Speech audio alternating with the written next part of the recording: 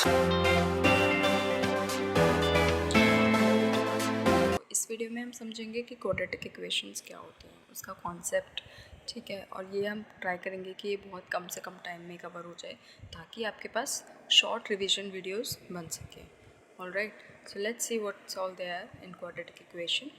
So first of all we need to understand what quadratic equations are, right? So क्या होती है quadratic equations?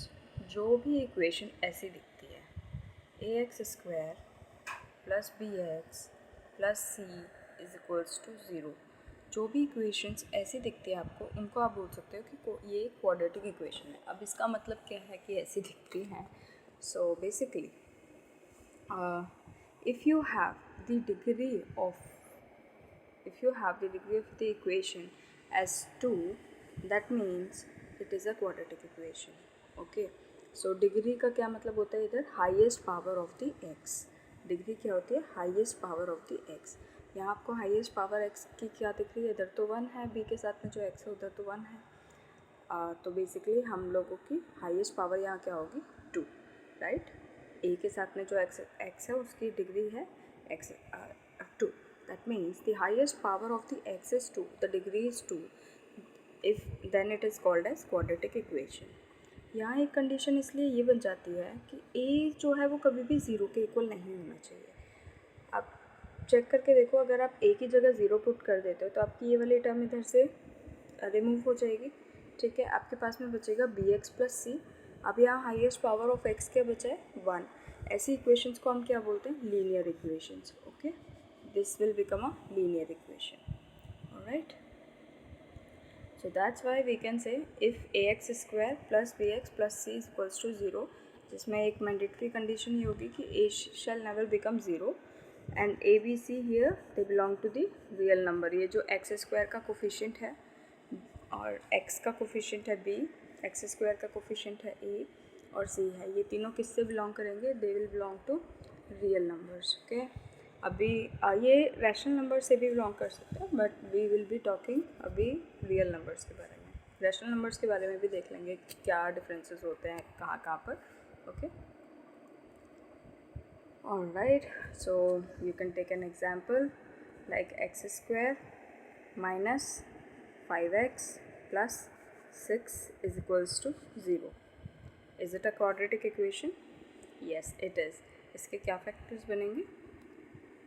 आप इसको अगर फैक्टराइज करना चाहें तो फैक्टराइज भी कर सकते हैं. X square minus 3x minus 2x plus 6 is equals to 0. And then we have, इधर आप x कॉमन लेंगे तो आपके पास बचेगा x minus 3 and there you will take minus 2 as common. Then you would be getting x minus 3. You will take x minus 3 common, you would get x minus 2 here. Okay, so now if you put x minus 3 and x minus 2 is equals to 0, then you will be getting x is equals to 3 and x is equals to 2. Okay, x की value find out कर लिया आपने इस quadratic equation को solve करके. ठीक है, अभी आगे समझते हैं हम इस वीडियो में क्या क्या और बात करने वाले हैं.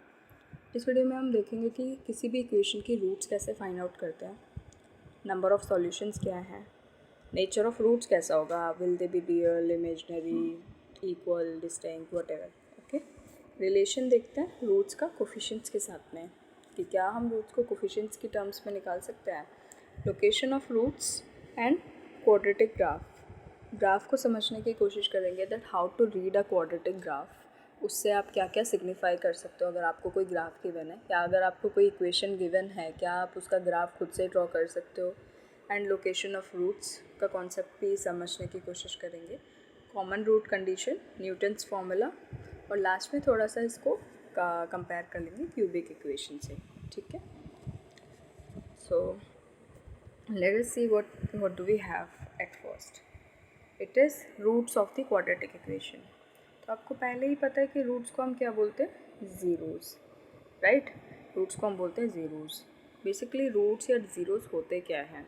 ये वो वैल्यूज़ होती हैं x की जिसको अगर आप क्वाड्रेटिक इक्वेशन में पुट करते हो तो आपका आंसर हमेशा ज़ीरो आता है.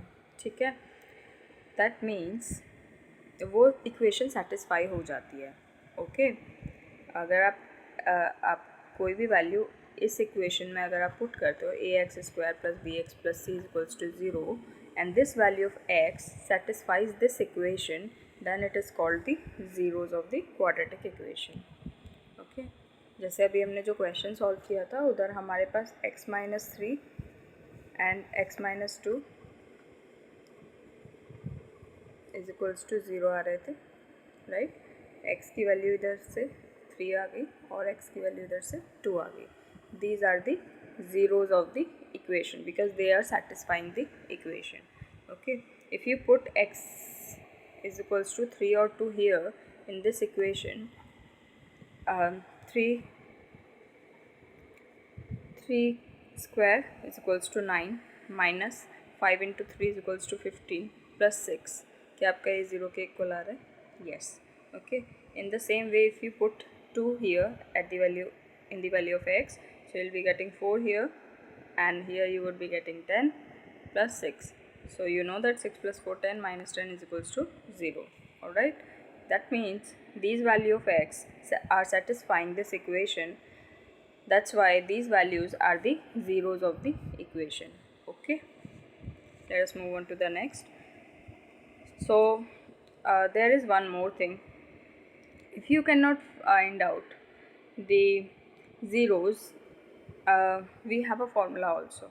Okay, and what is that formula? What is that way to find out the zeros of the equation? Is x is equals to minus b plus minus under root b square minus 4ac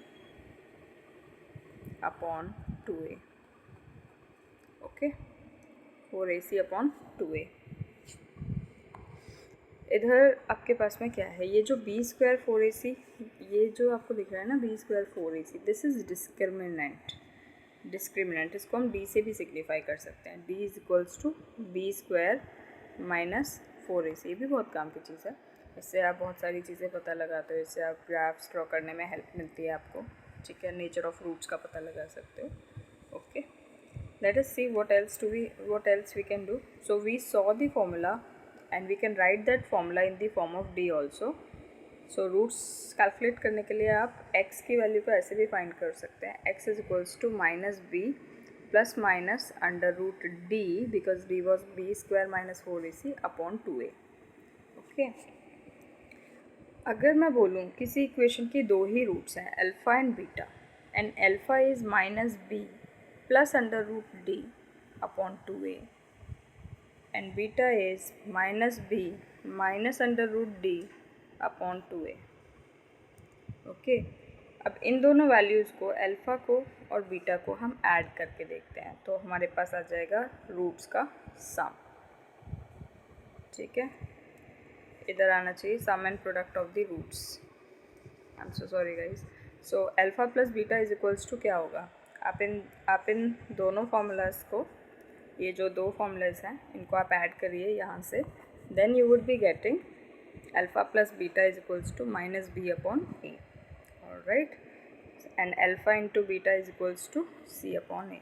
आप दोनों values को अगर multiply करते हैं तो आपके पास में बचता है सी और ए. इधर ये बी सी क्या है, these are the coefficients that we read in the equation. ax² plus bx plus c is equals to 0. तो ये वही ए बी सी है. Alpha plus beta is equals to होगा इधर कोफिशिएंट ऑफ x लेंगे हम, इधर नीचे लेंगे कोफिशिएंट ऑफ x² और आगे सिंबल होगा इसका माइनस का साइन. अल्फ़ा इंटू बीटा में कांस्टेंट टर्म होगी, उसको हम डिवाइड कर देंगे कोफिशिएंट ऑफ x² के साथ में, तो हमारे पास में आ जाएगा alpha into beta. Right, we saw this कि कैसे हम कोफिशिएंट ऑफ x ले रहे हैं, इधर कोफिशिएंट ऑफ x² ले रहे हैं, तो हमारे पास में आ रहा है सम.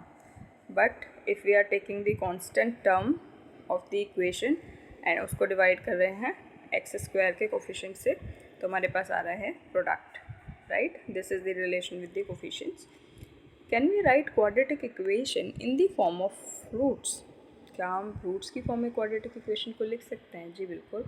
सो ये होगा x² minus sum of the roots into x plus product of the roots is equals to 0. This is your equation that you can write in the form of roots. इधर आप सम लिखेंगे x के कोफिशिएंट के साथ में, और इधर आप प्रोडक्ट लिखेंगे कांस्टेंट टर्म की जगह पर, ठीक है। तो ये बेसिकली आपका वो sum x square minus sum of the x plus product of the x is equals to 0। Okay okay, let's move on to the next one. Nature of roots कैसे फाइंड आउट करते हैं हम लोग? Nature का मतलब roots real होंगी कि imaginary होंगी, कैसी होंगी, ठीक है। क्या हम इक्वेशन को देख के या कुछ थोड़ा बहुत उसके बारे में देख के क्या हम बता सकते हैं कि रूट्स कैसी होंगी? Yes we can. आप देखिए डी को, डी क्या था, हमने भी बात की थी, डी क्या था, डी था आपका discriminant that can be written as b square minus 4ac।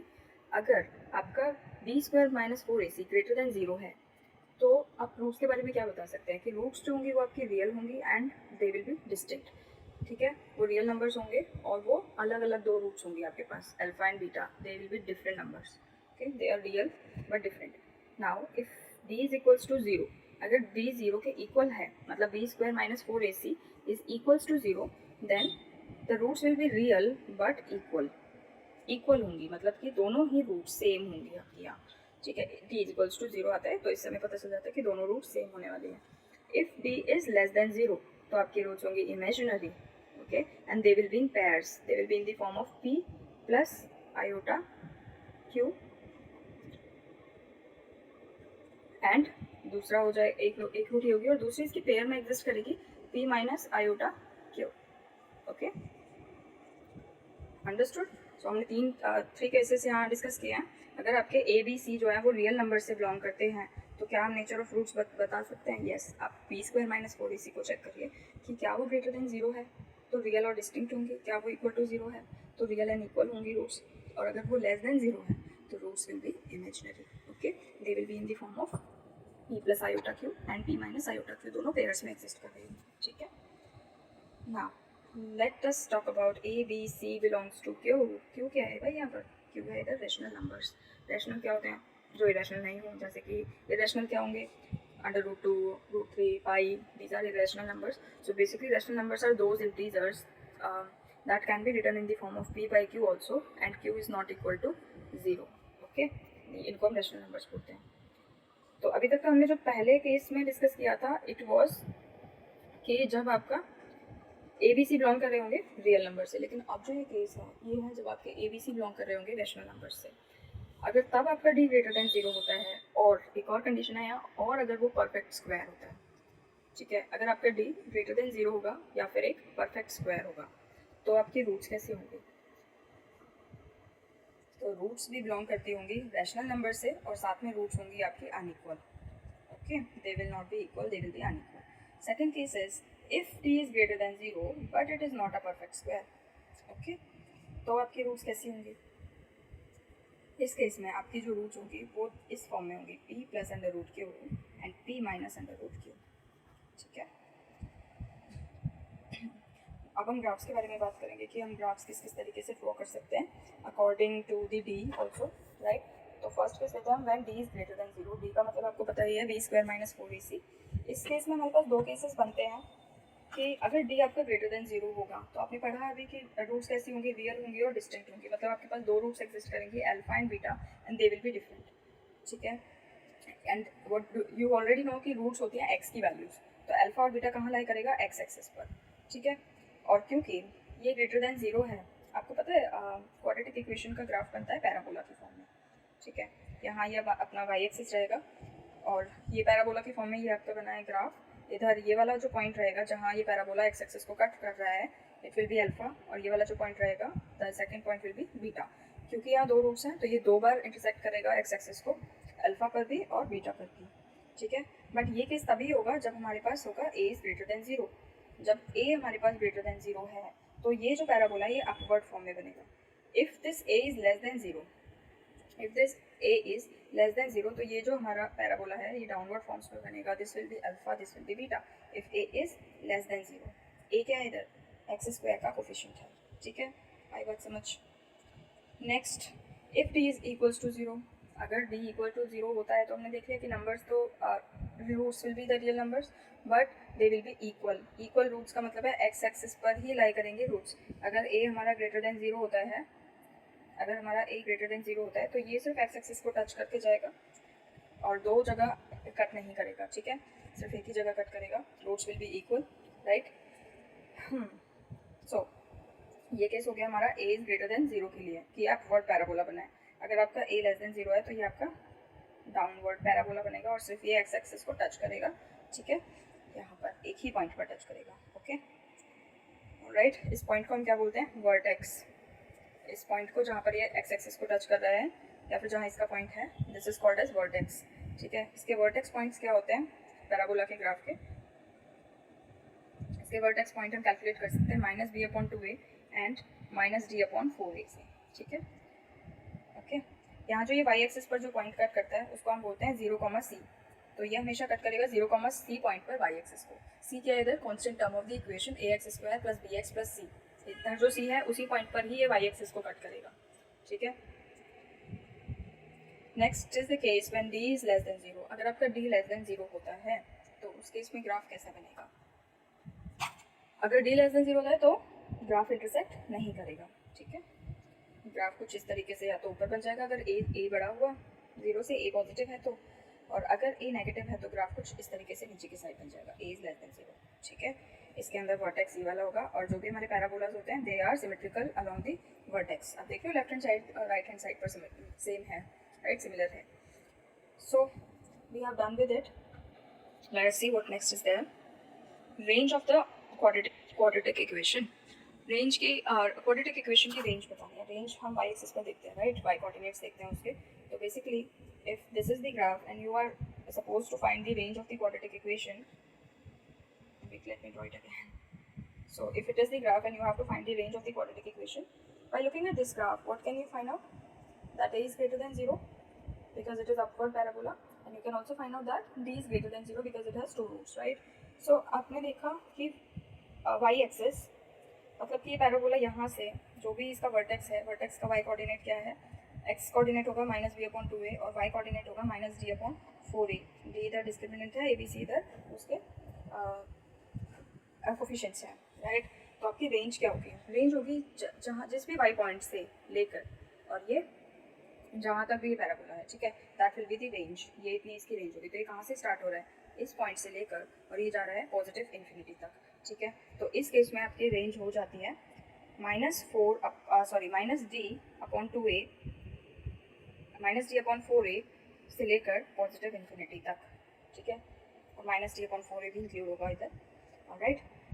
And now let's talk about if a is less than 0. तो उस केस में क्या होगी हमारी रेंज? अगर आपकी रेंज लेस देन 0, अगर आपका a लेस देन 0 है तो रेंज क्या होगी यहाँ से और I mean from negative infinity to this point, right. So basically vertex इसका वही हुआ माइनस डी अपॉन 4a और यहाँ से स्टार्ट हो रहा है ये माइनस इन्फिनिटी से स्टार्ट होकर ये आ रहा है माइनस डी अपॉन 4a तक, ठीक है. तो a जब भी आपका a लेस देन 0 होगा तो आपकी रेंज होगी minus infinity to minus D upon 4a. Let us take an example. अगर आपके पास में एक इक्वेशन है x square minus 5x plus x square minus 5x minus 6, okay. तो आपके पास में यहाँ पर क्या आ गया है? आप सबसे पहले क्या फाइंड आउट करने की कोशिश करेंगे? डी की वैल्यू क्या होती है? D square minus 4ac. सो आपके पास b कितना है? माइनस 5. b का स्क्वायर करेंगे आपके पास 25 आएगा. Minus 4 into a is 1 and c is minus 6. So 4 into 1 into minus 6, that will be equal to 6 4s are 24.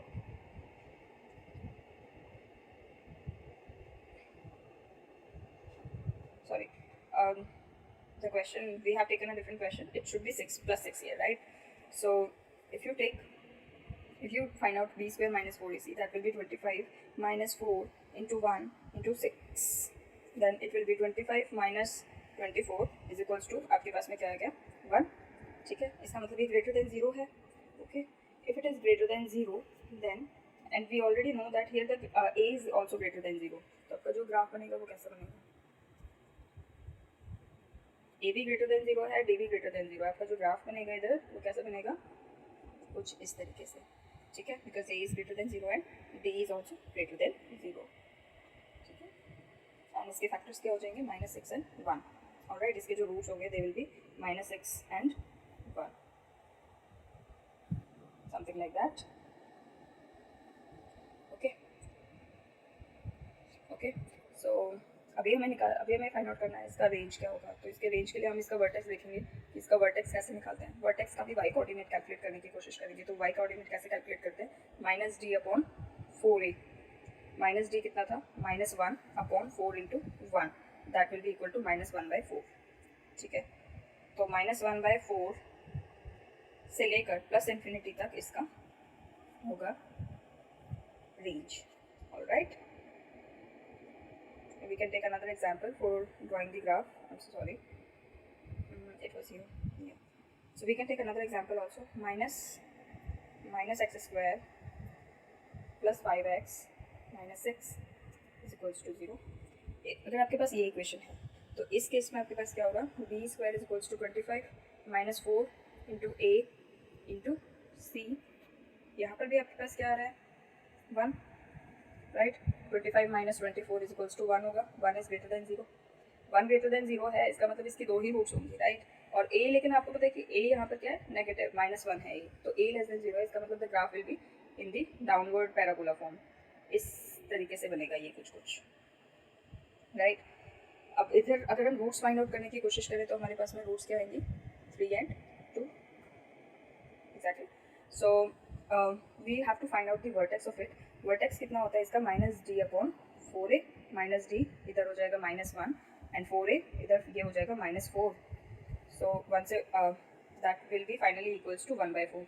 इसका मतलब है कि 1/4 से -इन्फिनिटी से लेकर 1/4 तक रहेगी इसकी रेंज। हम इसको कैसे लिख सकते हैं, range will be equals to -infinity, range belongs to -infinity से 1/4 तक। Okay, let's move on to the next. Maximum and minimum values in these 2 cases. Maximum values and minimum values आप कैसे कैलकुलेट कर सकते हैं, इस पैराबोला की minimum value क्या होगी, जो इधर ये वर्टेक्स होंगे, राइट, जो ये वर्टेक्स होंगे ये इसकी मिनिमम वैल्यू होगी and it will go to infinity. Vertex कितना है इसके, -b/2a से लेकर -d/4a तक, ठीक है। It will be the minimum value और मैक्सिमम वैल्यू कितनी होगी इसकी, infinity, in the case when a is greater than 0। But in the case when a is less than 0, what will be the maximum and minimum values, this will be the maximum value and minimum value will be -infinity. Maximum value वही जो vertex है आपका, vertex क्या है, -b/2a and -d/2a। Alright, अब बात करते हैं ग्राफ को देखकर आप ए बी सी डी के सिंबल्स फाइंड आउट कर सकते हैं। ऐसे क्वेश्चंस भी आए हुए हैं, आपसे पूछा जाता है ग्राफ देने के बाद में कि आप ए बी सी का बताइए कि ग्रेटर देन 0 होगा या फिर लेस देन 0 होगा, या फिर डी का भी पूछ लेते हैं, ठीक है, कि डी के इधर डिस्क्रिमिनेंट है। तो बेसिकली अगर आपको ये ग्राफ दिया हुआ है, क्या आप इसको देख के ये बता सकते हैं कि ए बी सी और डी के साइंस क्या होंगे। तो आपको सबसे पहले तो ये पता होना चाहिए कि ये डी ग्रेटर देन 0 है, राइट।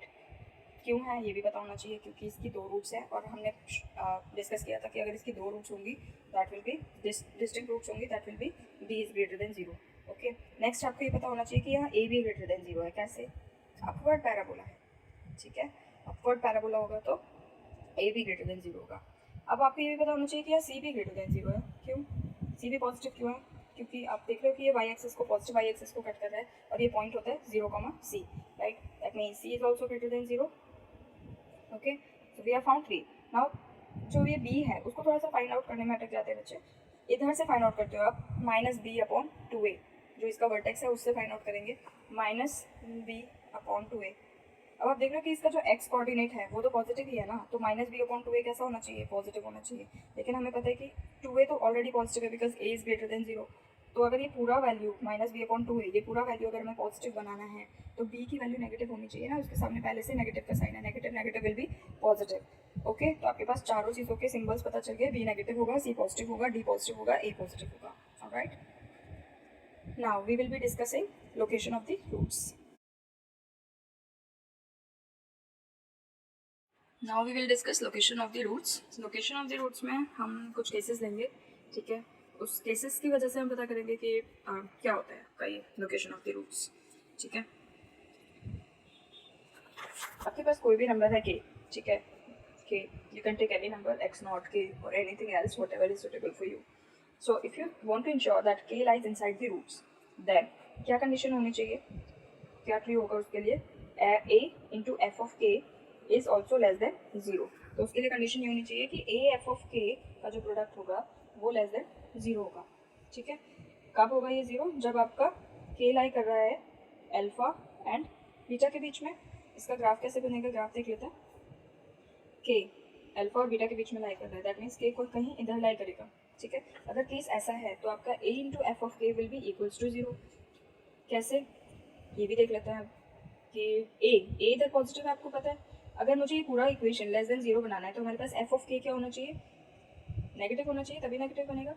अगर आप, क्योंकि ये रूट्स के अंदर है, अगर आप ये वाला पार्ट, ये एक्स की कोई भी वैल्यूज लेते हैं तो क्या आपके पास एफ ऑफ के नेगेटिव ही नहीं आएगा, लेस देन 0 ही आएगा ना। In this case when you have a greater than 0, ठीक है।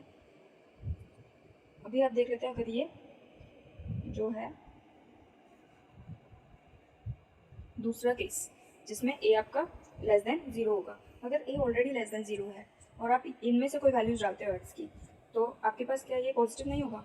देन ऑल्सो अगर एफ ऑफ के पॉजिटिव हुआ और a नेगेटिव हुआ तो आपकी a इंटू एफ ऑफ के क्या होना चाहिए, लेस देन 0, ठीक है। आया बात समझ, ओके। इसका मतलब बोल सकते हैं कि इस बात से कोई फर्क नहीं पड़ता है कि आपका एफ ऑफ के कैसा है, वो पॉजिटिव होगा या फिर नेगेटिव होगा, तो भी फाइनली कंडीशन ये हो जाएगी ए ऑफ के इज लेस देन 0 ओनली, इनका जो प्रोडक्ट होगा वो नेगेटिव ही आ जाएगा, ठीक है। केस सिर्फ यही है कि आपके पास डी ग्रेटर देन 0 होना चाहिए, ठीक है। नेक्स्ट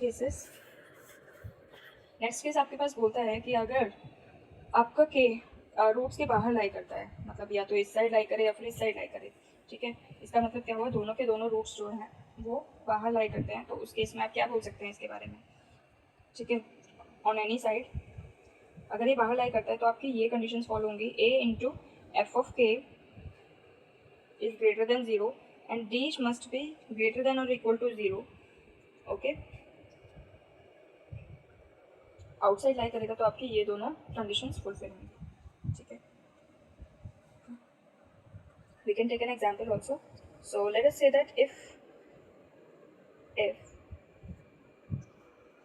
रूट कितना है 0 लाइज आउटसाइड, तो आप क्या करेंगे, a एफ ऑफ 0 क्या होना चाहिए, greater than 0 and d must be greater than और इक्वल टू 0। आप ये दोनों कंडीशंस का यूज़ करके देखेंगे तो आपके पास में x की वैल्यू आएगी, राइट। x की तो वैल्यूज आएंगी आपके पास इन दोनों को सॉल्व करने के बाद में, and then you can find out the location of the roots, right? Now the next observation is if किसी एक पर्टिकुलर साइड पर बाहर है, ठीक है, किसी एक पर्टिकुलर साइड पर बाहर है, तो हम क्या यूज़ करेंगे इस केस में, क्या कंडीशन फॉलो होंगी, a एफ ऑफ के ग्रेटर देन 0 ही होगा, d ग्रेटर देन और इक्वल टू 0 ही होगा, ये तो वही प्रीवियस केस ही हुआ। साथ में हम कंपेयर करेंगे माइनस बी अपॉन 2a के साथ में इस केस को, ठीक है, अकॉर्डिंग टू द ऑब्जर्वेशन कि जो ये माइनस बी अपॉन 2a है ये ग्रेटर देन के है या नहीं, ठीक है। Will be if these conditions will follow if the number के lies outside at any particular side, या तो वो इस साइड हो कहीं या फिर वो इस साइड ही हो। ये इंश्योर करने के लिए आपको ये तीनों कंडीशंस फॉलो होंगी, या फिर ऐसा ही बोल सकते हैं अगर ये तीनों कंडीशंस फॉलो होती हैं तो आप ग्राफ भी ड्रॉ कर सकते हो कि वो कौन से साइड लाई करेगा नंबर, ठीक है। द नेक्स्ट ऑब्जर्वेशन इज, ये तो हो गई किसी एक पर्टिकुलर नंबर की बात। नेक्स्ट ऑब्जर्वेशन में अपन बात करेंगे किसी इंटरवल की या फिर किसी दो पर्टिकुलर नंबर्स की, ठीक है। तो basically if you know that in this case when it is b upon 2 minus b upon 2a and you know that x1 is here and x2 is here, okay। इसका मतलब क्या हुआ, x1 आपका alpha से छोटा है और x2 आपका बीटा से बड़ा है, ठीक है। इस केस में आपके पास में तीन ही कंडीशंस फॉलो होंगी, that is d is greater than or equal to 0, a f of x1 is greater than 0, a of x2 will be greater than 0, क्योंकि आपने देख लिया दोनों ही आउटसाइड लाई करते हैं, तो इतना तो फॉलो होता है जब भी रूट्स आउटसाइड लाई करते हैं, ठीक है। There will be one more condition of minus b by 2a, it will lie between, अब आपने देख लिया ना ये जो माइनस बी बाई 2 है ये तो x1 और x2 के बीच में ही लाई कर रहा है, तो minus B upon 2a will lie between x1 and x2, alright.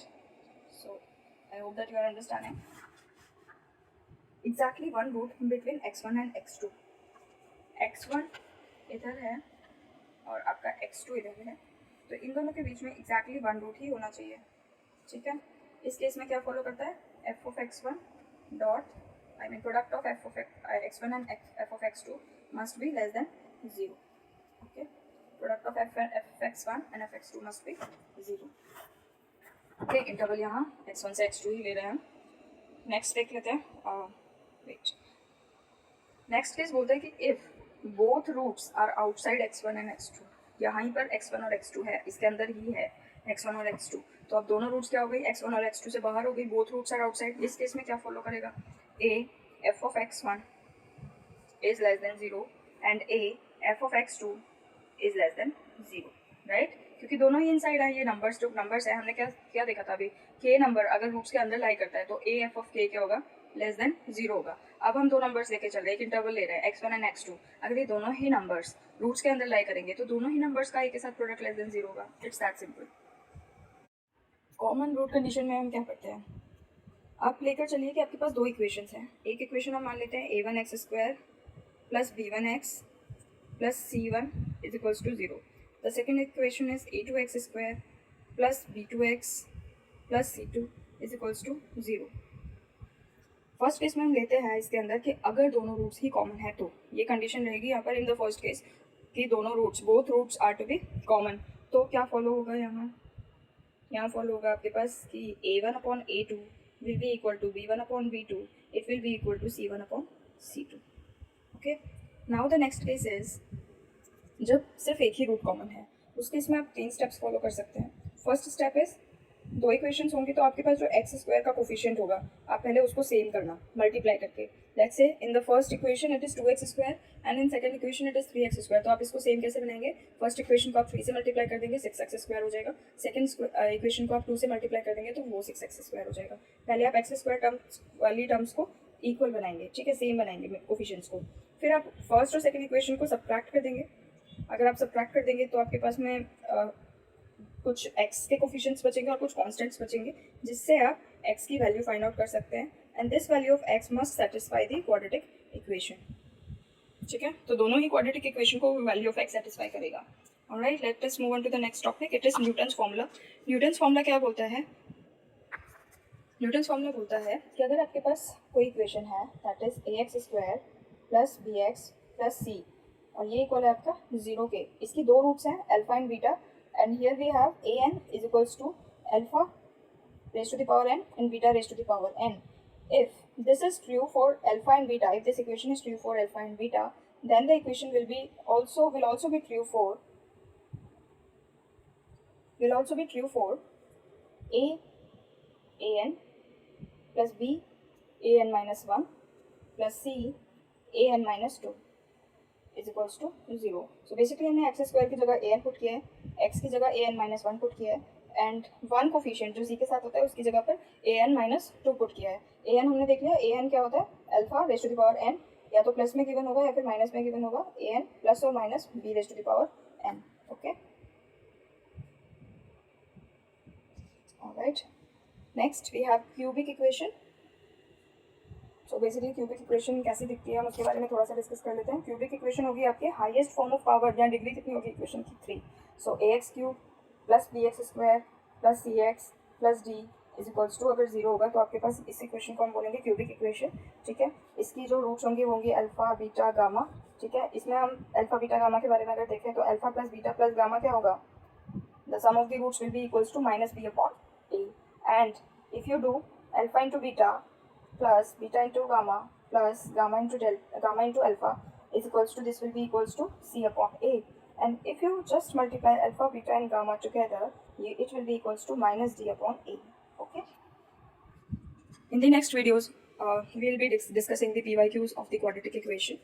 Okay, all right, thank you so much. So basically it is enough for today. We will be coming with the more videos. Please stay tuned with us.